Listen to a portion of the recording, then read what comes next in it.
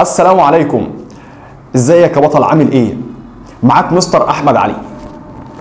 احنا اول منصة تعليمية بتقدم لطلاب ثانوي تجاري معادلة اونلاين وانت قاعد في بيتك.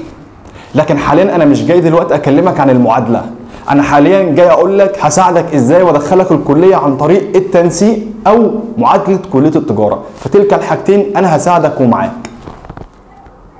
فانت هنا يعتبر حاليا في المكان الصحيح. دلوقتي في اسئله كتير بتدور في دماغك، سمعت ناس كتير قوي بتتكلم عن التسريبات، عن التنسيق السنه اللي فاتت 2024 كان عالي جدا، عن ان في ناس كتير قوي كان حلمها تدخل كليه وبسبب التنسيق كان عالي محدش عرف يدخل كليه. سمعت ان في ناس كتير كانت جايبه مجموع قليل عملت معادله ودخلت كليه. سمعت برضك ان في ناس كتير قدمت معادله وما نجحتش فيها. فكل التفاصيل وكل الاسئله اللي بتدور في دماغك هكون بعرفها لك بالتفصيل في الفيديوهات الجايه. عايزك بس اهم حاجه تتابعني عشان خاطر يصلك كل الفيديوهات الجديده، وكمان هعرفكم كل حاجه انا ذكرتها هنطلع في فيديو ونشرحها بالتفصيل. يعني ايه تسريب او ايه اللي بيحصل بعد التسريب؟ طب يعني ايه تنسيق؟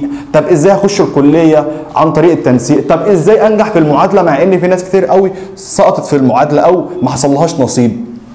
طبعا كل الكلام ده انا هتكلم فيه بالتفصيل. كل اللي عايزه منك حالا انك تتابع القناه بتاعتنا عشان خاطر يصلك كل جديد. وعايزك تعرف ان B2S هي الاكاديميه الاقوى في الجمهوريه، لانها بتقدم مميزات مش موجوده عند حد نهائيا. وده مش كلام، انت هتشوف بنفسك في الفيديوهات الجايه احنا هنقدم ايه واحنا ازاي هنوصلك للكليه وانت حاطط رجل على رجل.